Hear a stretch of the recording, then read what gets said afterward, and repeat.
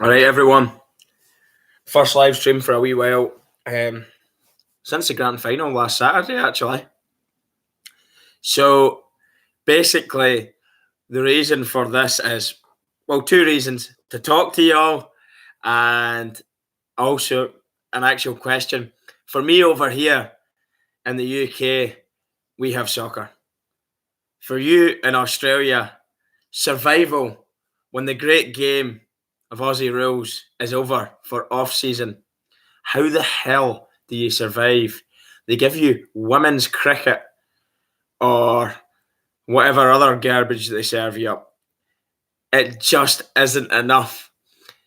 You're cold turkey right now, aren't you? It must be. All right, everyone. It won't be easy. But as I say, for me, I'm actually in a fortunate position here because we have our soccer season. We have our football season here, and it's perfectly fine for me to get through a day. The trade period saves us, then it kills us. This is AF. Oh, my man, White Mamba. Really nice to talk to you. I've never actually known your YouTube name. So the White Mamba right now does the AFL memes on Instagram. A friend of mine on Instagram. We've spoke several times. Give him a shout out in a couple of videos, but he's also shared a few of my YouTube videos. So a little bit of a kind of unofficial working partnership there. Very happy to have you on a live stream, mate.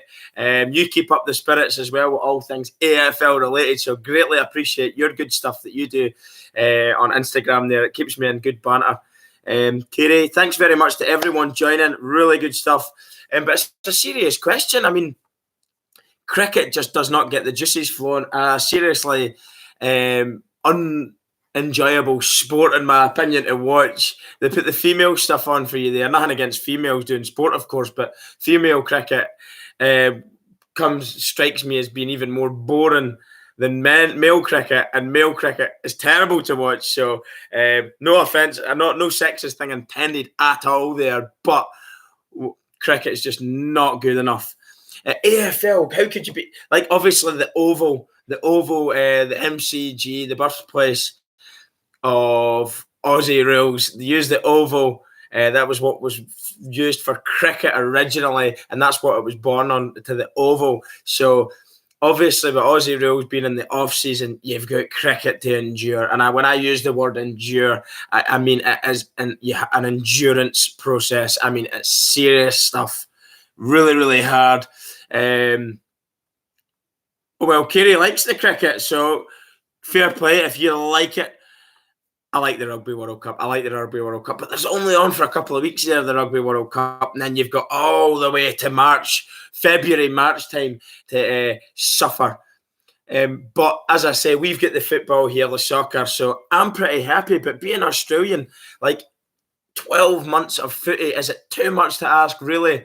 Can they not have like indoor footy stadia where it's air conditioned and cool and you just keep it going instead of playing 23 games? You have to play like 46 games or something, or you have 2 or 3 weeks and the next footy season starts up again, so you've not got this 6-month period of absolutely no footy, or even stagger it so you've got state footy playing constantly, and there's no grand finals in the same time. Obviously, you're taking good players that are playing for your team in the VFL or SAFL or Western Australian football leagues. None of that carry on. Have them playing right now, so you're not having a cold turkey out here. You've got the Copeland Trophy Awards, Lacey's saying, watching it right now. Obviously, all the clubs are giving out their individual awards for their best and fairest, etc. of the year. Each individual red carpet award ceremony going on just now for all the footy clubs across Australia, obviously, in the Aussie rules. So if you're watching that, apologies for distracting you from that. Northern Territory have backwards season cricket in winter because it's so hot up there, I'd imagine. The weather up there probably determines when you have to play footy, so it is slightly different around. Finished an hour ago, so, well, you know what? You've got your footy awards over. A wee chat with the Dawn Father's never going to harm anyone, is it? My throat is... 2 weeks, I think I'm going to have to go to the doctor. I'm not one for going to the doctor and complaining, but there's something not right here in my chest. 2 weeks this has been going on for. I just woke up with it as well. So apologies for this froggy, like, throat talking thing. And do you know what? I woke up in the grand final day like an absolute champion. My voice was fine.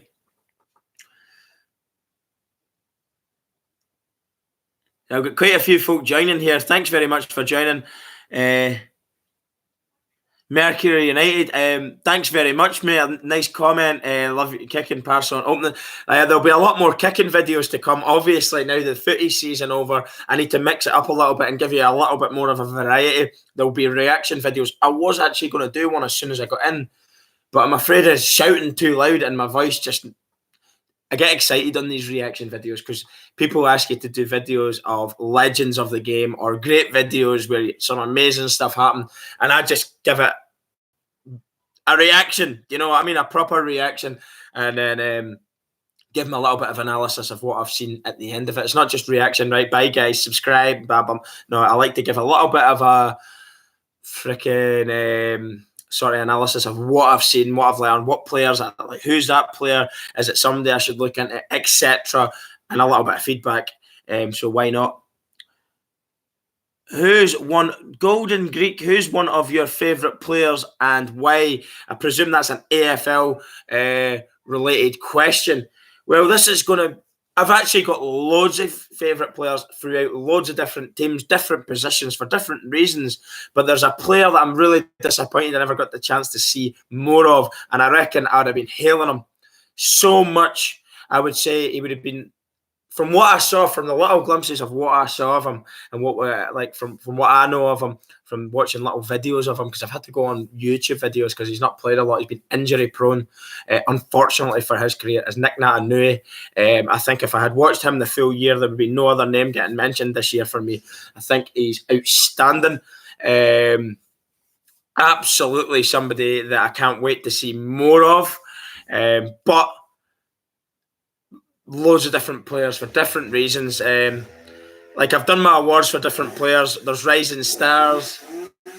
There's obviously Dusty's went and get Norm Smith medal on the day, best and fairest on the field of play in the grand final. Congratulations to him.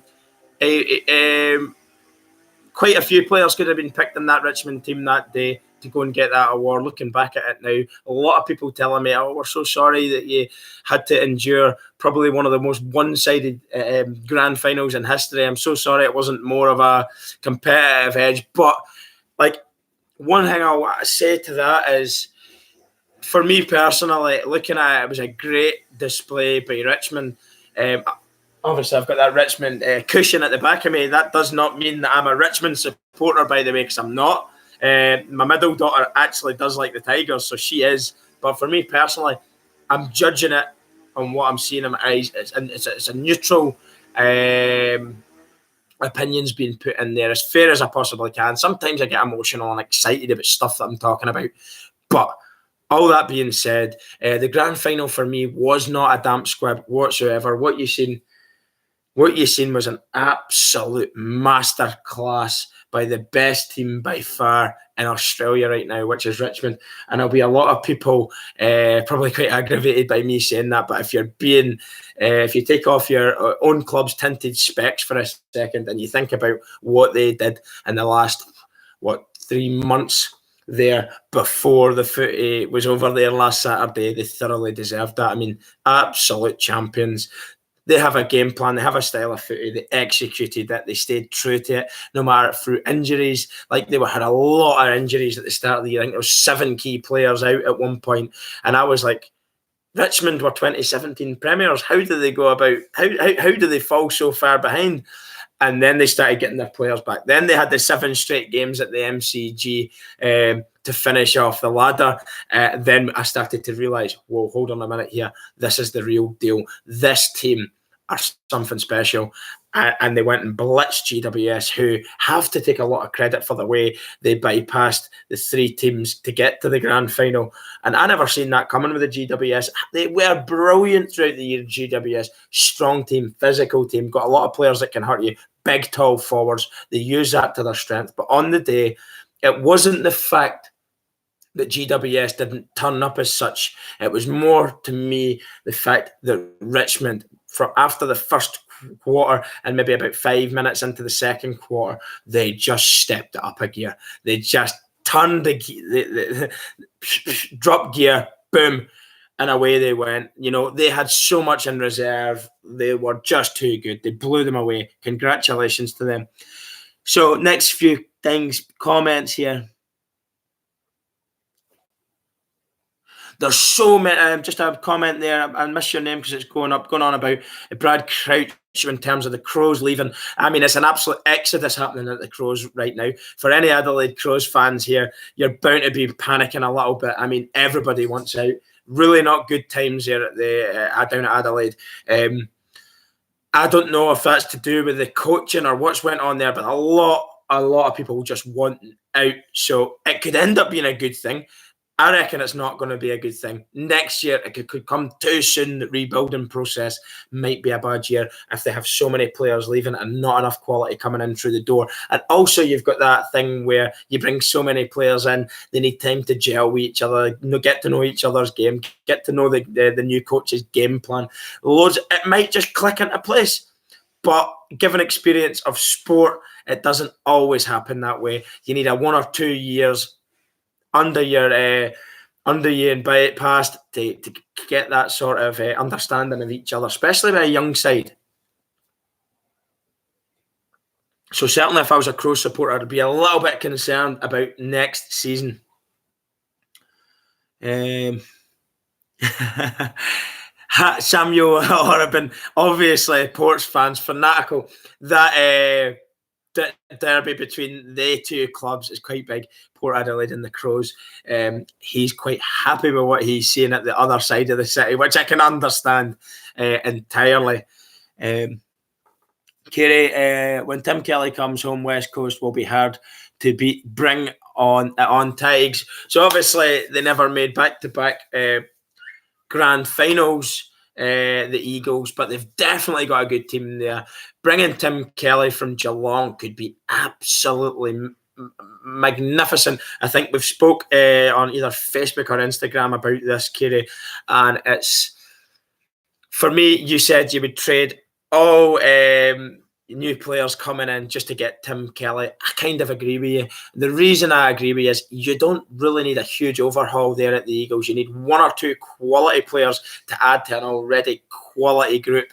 And I mean, you've got the experience there of getting in and around finals footy and winning it. You've lifted the silverware so many times in the last 15 to 20 years. You know how to deliver that trophy and bring it home to Perth. So you've definitely got the experience in the dressing room. You've definitely got the fan base behind you. You've got the quality there. Tim Kelly getting added into that mix could be a frightening prospect for other teams in the AFL. I think he's just magnificent. Really, really good player. He was unfortunate to miss out on the Brownlow, possibly. In some people's opinions, they would say he was Brownlow medalist. Not my current opinion, but at the same time, you can definitely tell that guy's got a lot of potential. And obviously, going home to Western Australia, that would mean a lot to him. And his wife, obviously, for family reason, this move seems to be wanting to. He's forcing this. I think Geelong would be wrong to hold on to him for 2 reasons. He wants to go. Let him go.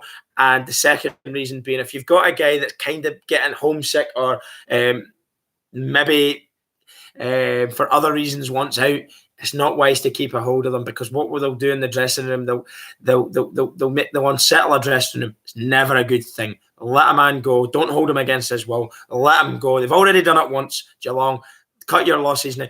He doesn't want to be there. Let him go. Clear as Tim Kelly won't go to the Eagles. I think he was linked to Fremantle. I think he would be crazy to go to the Dockers over the Eagles right now as it stands. The two teams, there's one clear team going in the right direction. The Dockers are stuttering right now. I mean, new coach coming in, you just don't know what's going to happen there. Obviously, they've got an ex-legend of a player going and taking over them there, but Judd comes to mind. Well, look, look, at this stage, you just don't know what you're going to get. But I can't see anything but positives to come out of Tim Kelly going to the Eagles. But Claire reckons he won't go to the Eagles. And Claire, can I ask your reasons for saying that? Why you don't think you can't afford him? But if like what Kerry was saying to me, if you said no draft picks, no none of that, keep all that money there that would go into bringing and recruiting these guys in and just get Tim Kelly in, absolute superstar player in the making, possibly. He's already now established himself in as a great player within the sport. Would you rather have just him or several draft picks if that would make the move possible and affordable for the Eagles? Would you rather that? Obviously, this week you've had the AFL announcements of the Gold Coast Suns getting like 755 draft picks or something like that. I mean, it's absolutely mental. But like, there's so much opinion on this. I mean, I'm going to share mine. The Gold Coast Suns are a failed project. We can all agree on that. It's a failed project. The AFL have invested so much time and effort into making this this club work. A club born out of nothing. No history, obviously, there at the Suns. No fan base as such. In an area that isn't footy territory. They don't have a great building block at the Suns. So what you're seeing with AFL is just them throwing more money at it, more time and money at it. First draft picks, more money given to them to get the land, some maybe senior players. Is it wrong? Yes. In the fairness of any competition, it's wrong because they're getting more. But is it necessary? Yes, it's necessary. If we're going to have an 18-team competition and it's going to be the Gold Coast Suns, they literally have to throw more and more money at this team to make it work. It's the last attempt at making this club survive, basically. I think this is make or break year 2020. If they get all this money and if they get all these draft picks through, they're saying that it's going to go over the course of 2 or 3 years.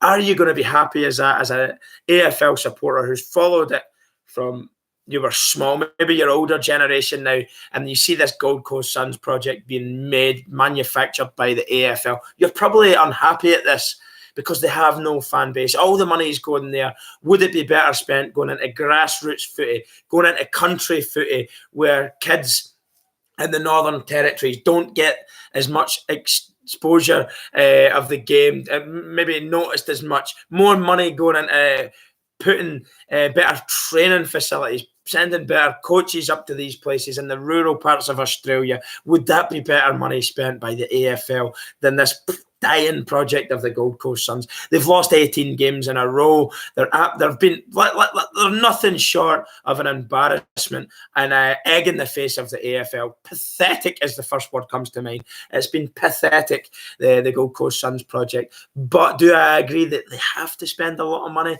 Yes, I do. If they want to try and wipe some egg off their face, they're going to have to spend, and they're going to have to spend big, and they have to do it now. So I know why they're doing it. Do I agree it's fair? It's not fair. It's not fair. Most things in life aren't fair. But if we want an 18-team league and we've already got the 18th team, does it make sense for them to do it? I think that it has to be done. I'll give them, they should say it needs to be a lot more transparent from the AFL's point of view. Jill is absolutely overpaid, underqualified, colleagues who shouldn't be in the job, probably should not be in a job. The whole lot of them should be sacked in the morning. They're not fit for purpose. We need a shake-up at the top. You need to be voted in to the top and the CEO's positions at the AFL. This is something that needs to be voted in by the greater AFL community, by club leaders, members at club level that were voted in at club level. You know, the way I would work this, in my opinion, you've got 18 clubs who have run by members of each club, the supporters, vote in the leaders, the chair people of the club. Then these members vote in the leaders of the AFL. They pick them. They need to be fit for purpose. They need to have qualifications. They need to be doing things for the love of the game and for the benefit of the game and to drive it forward as a collective. Everybody's singing off the same song sheet, not people self-serving, not people taking backhanders, filling their own pockets and not sharing the money across the board and the AFL community. AFL standing for Australian Football League. Australia. Let's share the money around Australia. This is a big organisation you've got over there. Multi-million, probably billion-dollar organisation. And it's not being spent in the more rural areas wisely. You could seriously get a lot of talent into the AFL if you spent more money in these areas rather than having to throw it at the Gold Coast Suns project. But as I said, it needs to be done now. They've kind of went too far with the Gold Coast Suns. I feel that they have to keep spending. But this is the point I was getting at with the Gold Coast Suns. I feel the transparency in terms from the AFL and the Gold Coast Suns project, it has to be transparent. Everybody needs to know what's going on in Australia through the Australian sports media, through social media. Everybody needs to know what's happening with Gold Coast Suns, and it needs to have a time frame. It needs to be 3 years. You're going to give them a 3-year period, but the rewards need to be seen. You need to start seeing things going in the right direction, positive things starting to happen. You need to start seeing them getting better players and senior figures going there and wanting to stay there, really buying into this project at the AF because it hasn't happened in the past. It doesn't look like it's going to happen again. Give them a 3-year period, and if there's no progress made, you scrap the Gold Coast Suns and you hold your hands up high at the top of the AFL and say, we made a mistake here. We spent a lot of money on it. It's not going to happen again. We're going to move a club. We want an 18th club, and it needs again to go through all the clubs that are already member clubs of the Australian Football League. Need to be the ones making the decision on who that club is, where they play from, why they're getting picked, and what is the reason for having the club there. Is it sustainable? Is there going to be a fan base? First and foremost, if we put a club into Tasmania, are they going to get the fan base? Yes, they are. Okay, will they buy into this club that we put there? Will they spend their money in becoming members? Will they buy merchandise? Will they go to the games on a Saturday? Will this happen?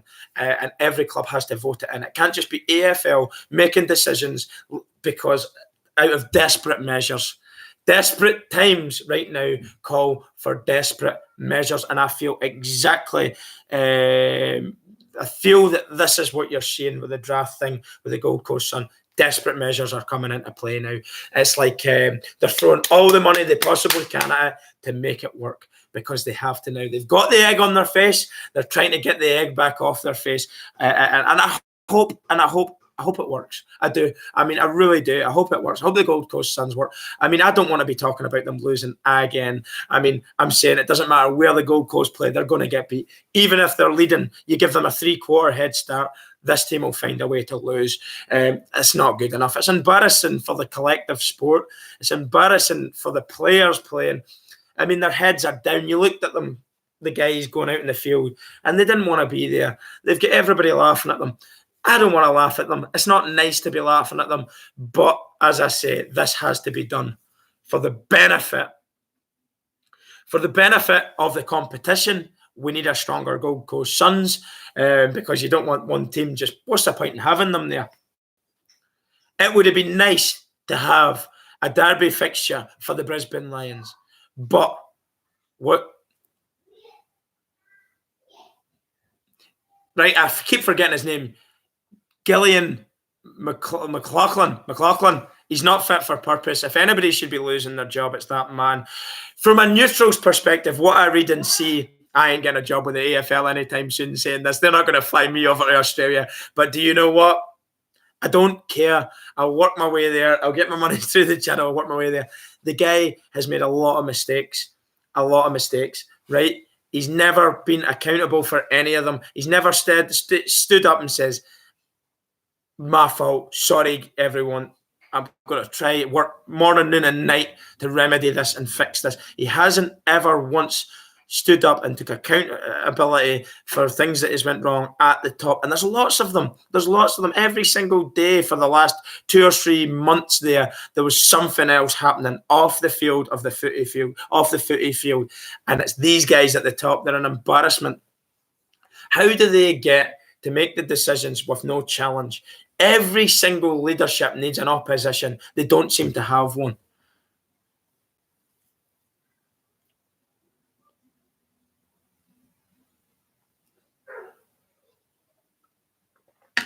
So somebody's made a point there. Are Melbourne clubs severely subsidised? So we're getting into the kind of by the AFL.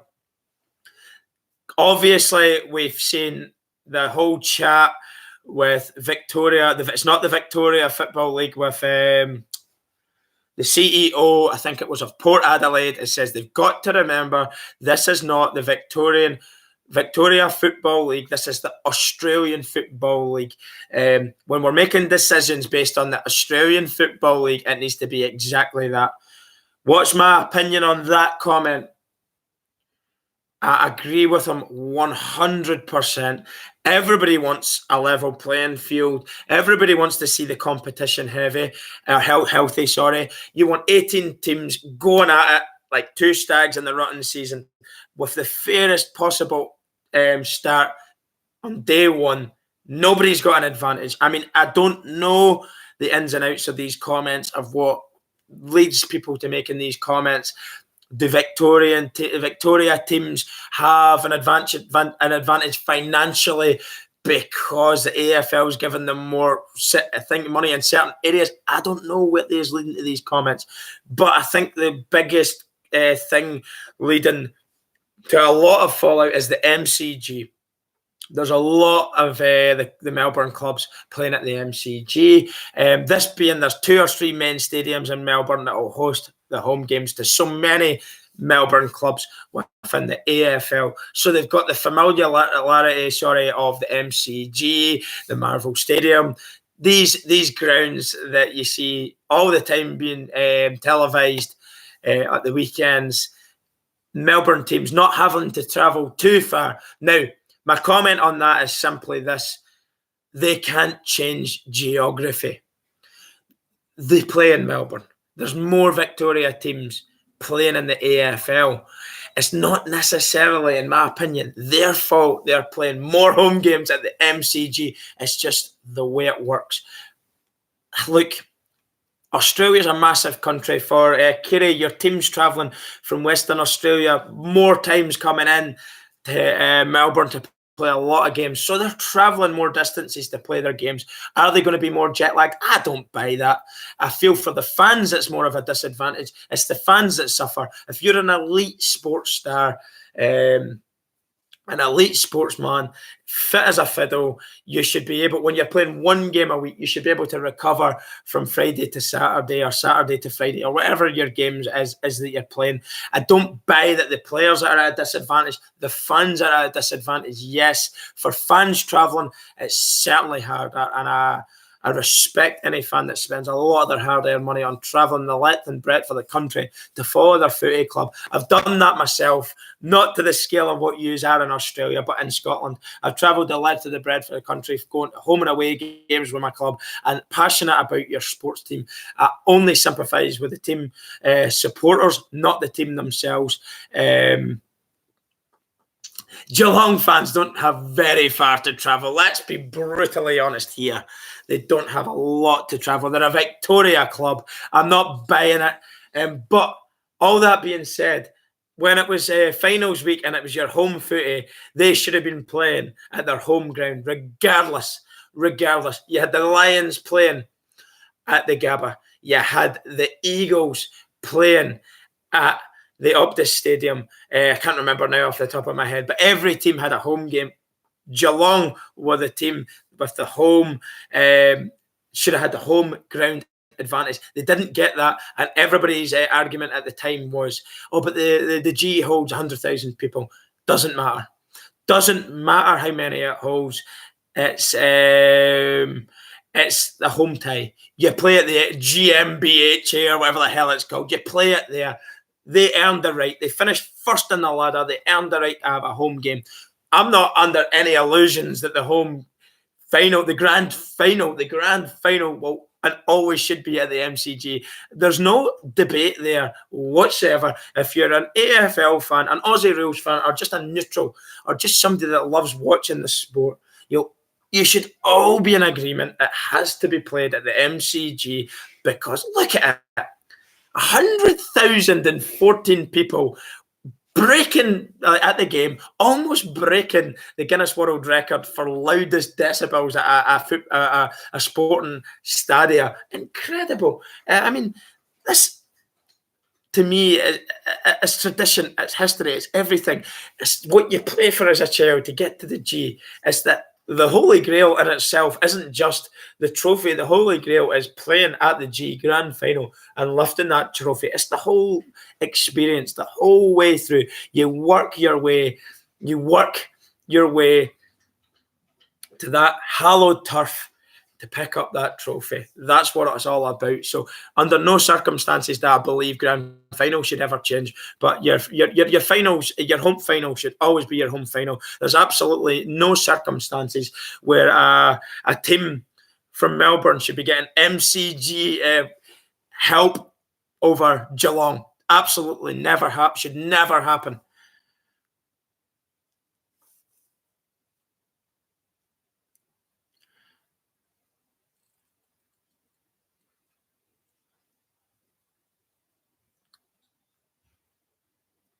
A lot of people are agreeing with that, so that's just my opinion on it. But I think it should be an Australian opinion that as a child growing up, when you're kicking that footy back and forward as a 5-year-old at school, like so many people have told me, you practice drop punts and all this from no age and all this type of kicking and handball and all the rest of it, solo runs as a child.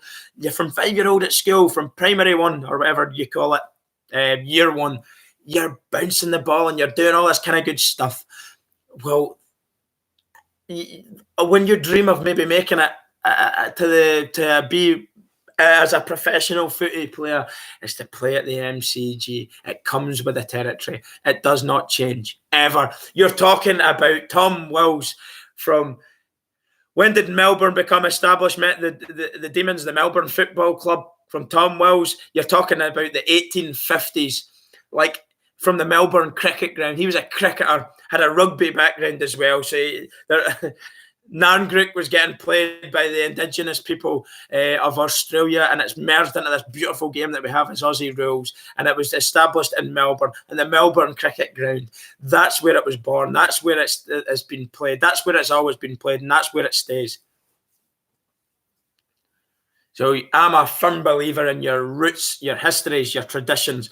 It means everything. You look at the songs that you play on Grand Final Day, they put shivers down your spine. Up there, Kazeli, the Holy Grail song, all these songs that you put onto YouTube and listen to get you into the festivities of Grand Final. You've got the day off on the Friday or the Monday, whatever the AFL day they want to decide it is, and it all adds to the whole joy and spectacle of Grand Final. And they're going down in their open back freaking people carriers or whatever they are, their cars that they're going down the street in Melbourne. The whole day, the streets are lined with people, and it's all part of the festivities and the history and the tradition of the game.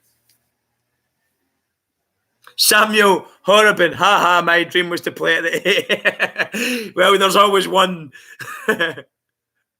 There's always one. Noah Rothman, GWS, didn't deserve a grand final spot. Collingwood would have made it much more entertaining. Well, that's hindsight is a great thing, but if you say they didn't deserve it, I can't possibly agree with that.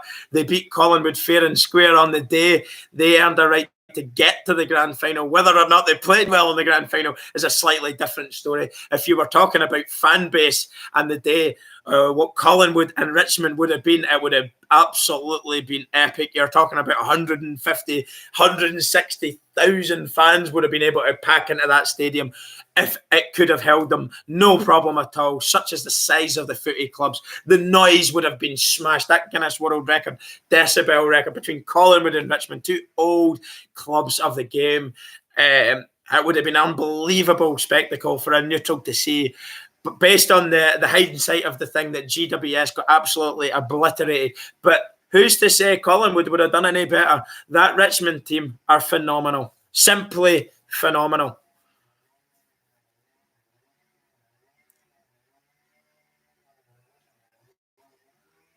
Exactly, Clash is saying that. So I agree with I think I know what you were getting at with that comment.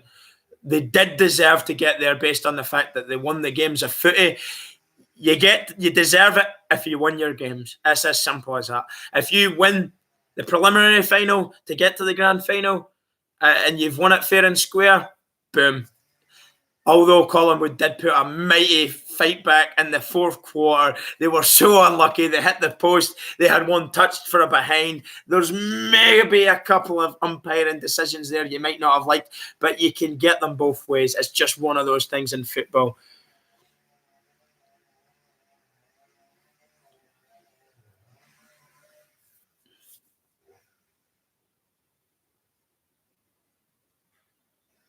Jezza, thanks very much for that comment, saying I've picked it up really well. I do really work hard behind the scenes.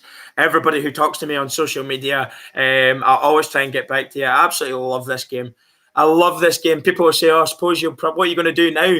I'm not going anywhere. We've had a yank.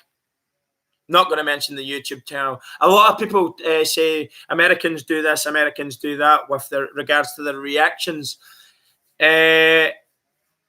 I take a lot of constructive comments and things that could help improve my reactions very seriously, and I will look into trying improving my reactions. So I take a lot of that critique with great thanks. Thanks very much for doing that. But one thing I will say about American reactions is they're nothing short of bullshit, guys. They're not real. An American guy was doing the grand final live stream 2018. He got a lot of people watching it. He made a lot of money off that day, and he walked away. He turned his back on the sport. That's what I was told. He turned his back on the sport, and he's doing a load of soccer. He's doing cricket. He's doing all sorts of other things. I'm going to assure you right now in this live stream, I'm going absolutely fucking nowhere. I absolutely love this sport.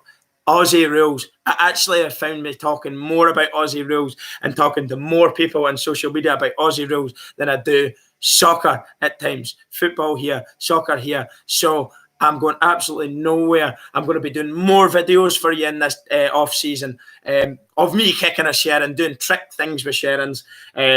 Definitely going to do a lot of my own stuff, talking. Live streams will be happening still continuously. There will be reactions, improved reactions. Lee, you've given me a little bit of advice on what you think should be better, could be better, in terms of how I could give you better quality reaction videos, such as pausing it. This is great advice. So with that, yes, I agree. Yes, I never mentioned the channel. You know who he is.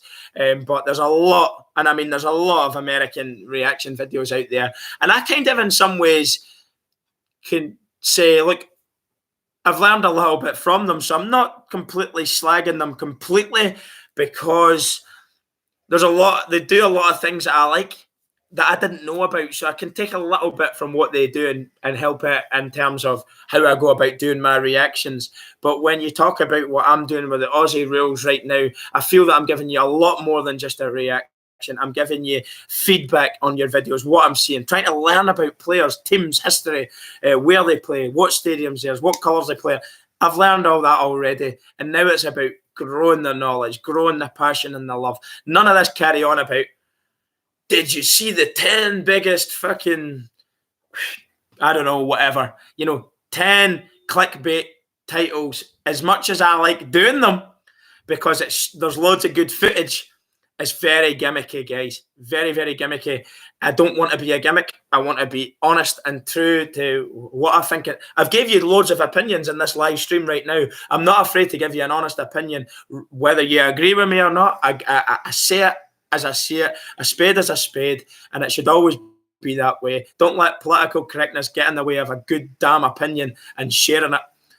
I'm open to criticism. I'm open to you disagreeing with me, but I certainly won't be dragged into an American bullshitty way of, oh my God, guys, that is super awesome. No, it's fucking not. Like, they're going on about a guy eating a burger being, cheeseburger, man, that's awesome. It's a fucking cheeseburger. Dad, good boy. Bye. All right, pal. Where's your sisters? Okay. Go and see them. No. So there you have it. That's what you can expect. You can expect reactions, and I can also... Claire, thanks very much for that comment. Seen that one just as it's slipping away. Thanks very much for that comment. A load of nice comments coming through there. Really nice. And look, what would I want to watch? That's the way I want to see it. I want to see somebody wearing their heart on their sleeve. Passionate, wearing their heart on their sleeve. Not afraid to make a mistake in what they do. Not afraid to give an opinion and be disagreed with. That is what you should be doing when you're talking about any sport. Sport is the greatest thing in the world. We all love it. We're for different reasons. We all love our different teams, but ultimately it brings you together. Sport is a great thing, a great tool for bringing people together, and we all talk about sport passionately. So why would I do anything but talk about this sport on this channel in a passionate sense? It doesn't make any sense.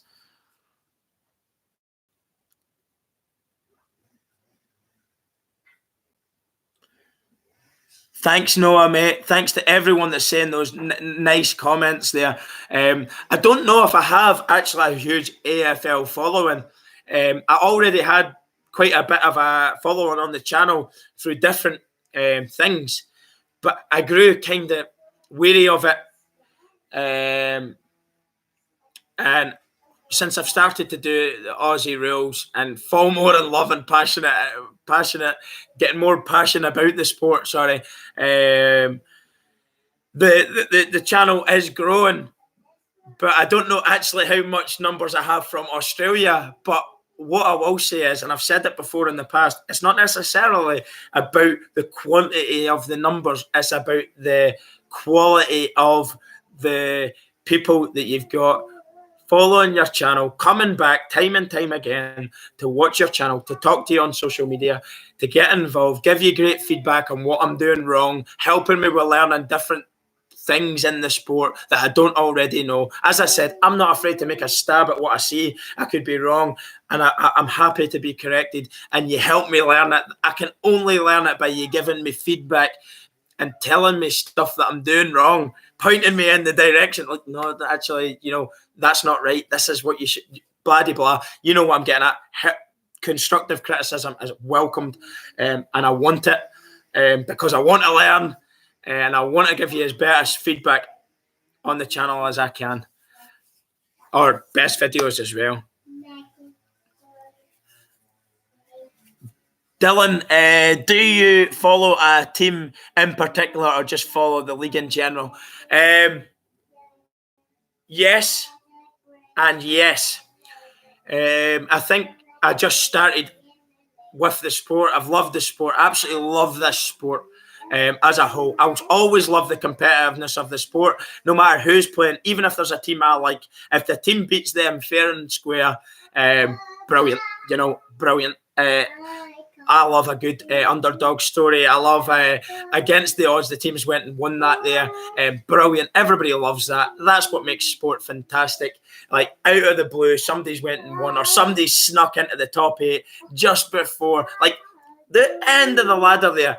week 23, we didn't know what was happening. There could have been 3 or 4 teams. Mathematically, it would have been a lot tougher for other teams. But we had the chance of having 3 or 4 teams in the last week, in week 23, to get other team into the top 8. It was incredible. So that there for me is absolutely amazing. Even if I have a team, I'll always love the drama of this sport, the competitiveness across the board, minus a couple of teams there. Melbourne were poor. Carlton put a push on at the end. They get real good at the end, but they were too far away from the pack. The Swans had fell down a little bit. Obviously, Buddy Franklin was out. They missed him big time. They really did. People would say he's past it. I beg to differ. I think he offers a lot. But anyway, all that being said, and obviously the Gold Coast Suns. But do I have a team? Yes, and I think it's about time I announced it. There's several people that already know my team. My team, drum roll please, is, keep that drum roll going, Lee, you know, they play in red, white and blue. I'm sporting their colours, although that's nothing to do with football. This is just a cheap-ass T-shirt that I got from somewhere. It's the Western Bulldogs. Why do I love them? Well, first of all, I seen the red, white and blue top in a reaction video that I did. First video I ever did, I seen red, white and blue.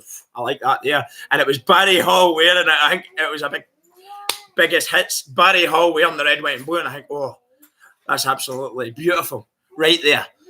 But having watched the whole ladder and the whole finals footy, I love the team. And I'll tell you why I love them. Even when they get beat, they give you absolutely everything.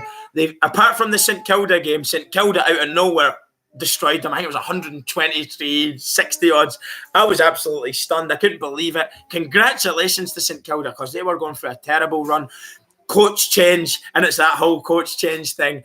They're lifted in the St Kilda dressing room and they demolished the Doggies. But the Doggies went out and absolutely smashed teams, the Giants being one of them. 3 huge wins for the Doggies. But I just love the fighting side to their game.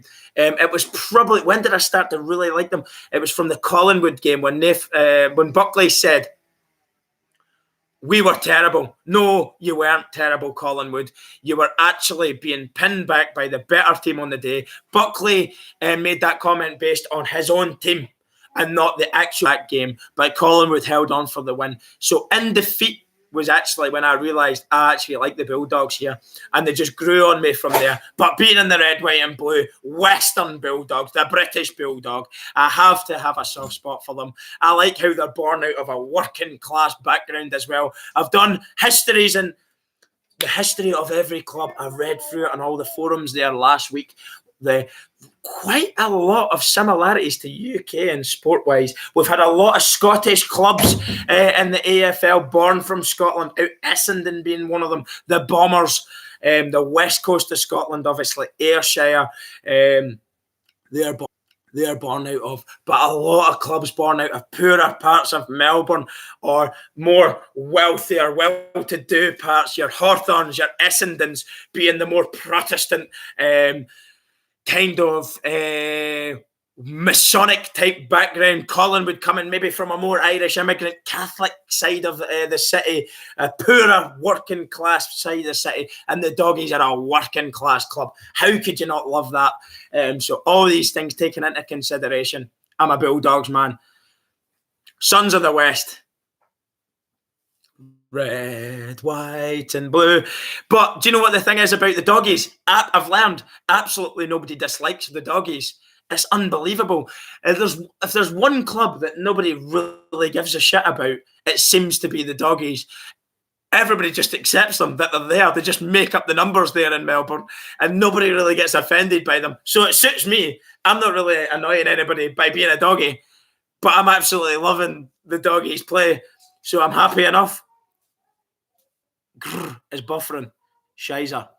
Well, we had a so-called storm yesterday. It wasn't in at all. Lorenzo, and maybe that's kind of... You're wrong about Hawthorn. I read that Hawthorn were of a prim and proper background.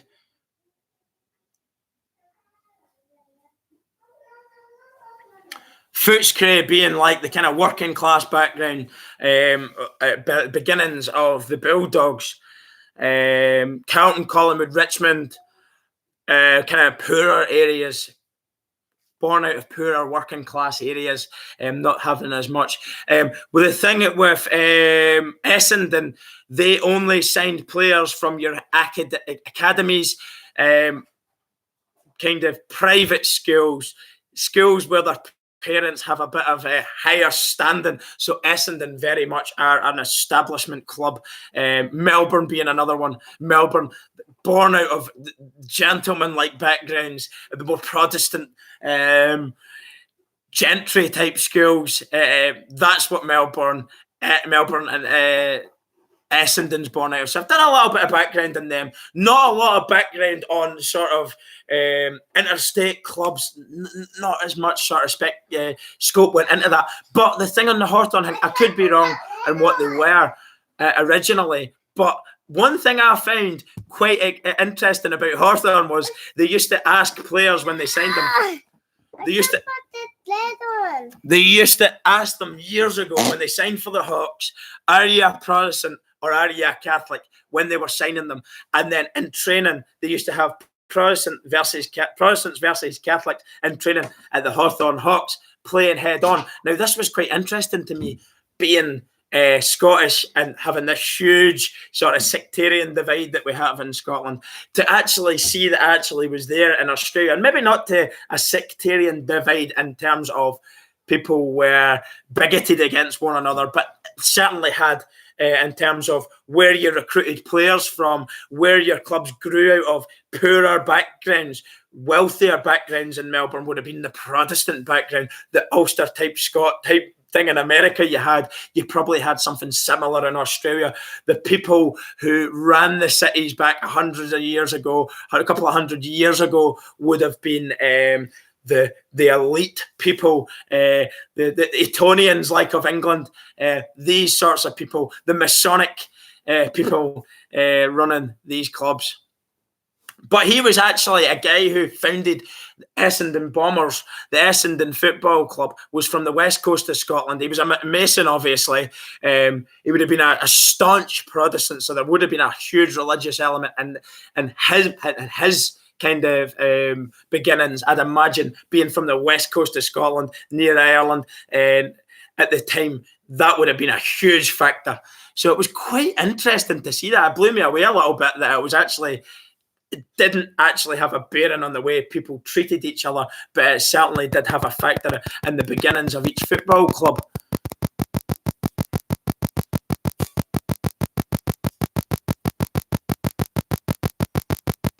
As crows were born out of a test tube. Crows were test tube babies. Manufactured out of AFL test tubes.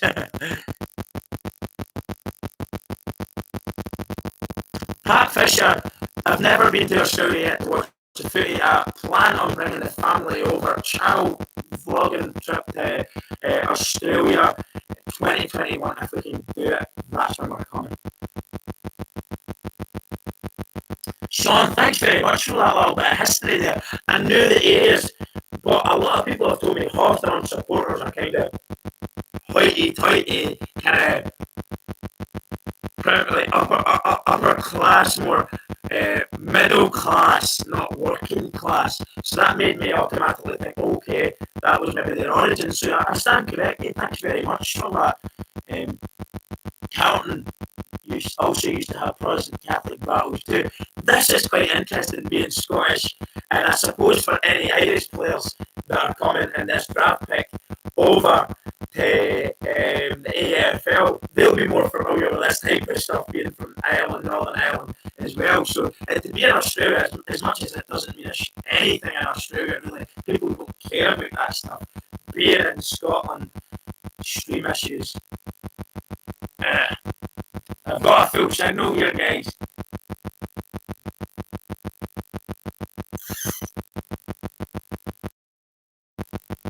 Right. Now, I've just switched it off and on again. Is it helping? Is it helping?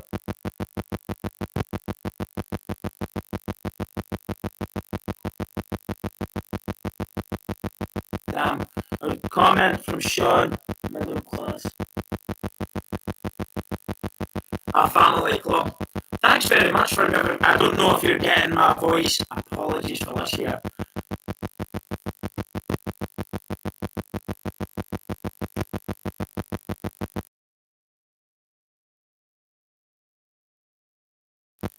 Right. Any better? Good now, everyone. I do not know what's happening. Maybe just call that a day there on the live stream.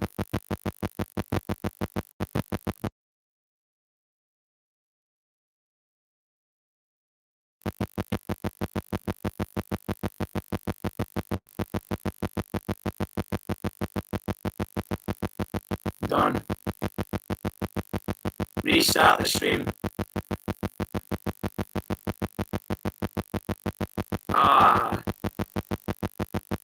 Gone completely then. No, I've got full battery. I'm gonna have to go, guys. You can't hear me. I have to go, and do you know what?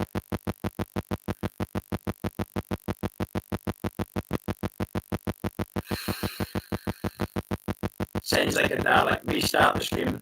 Right, let's see what we can do.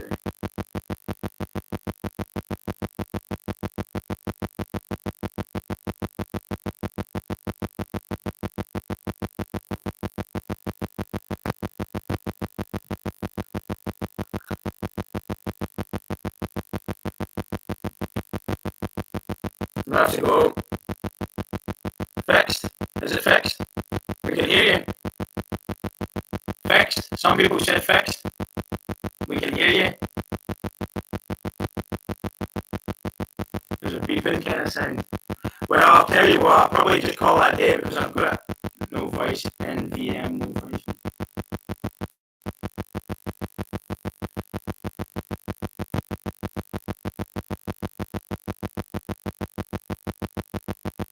Right.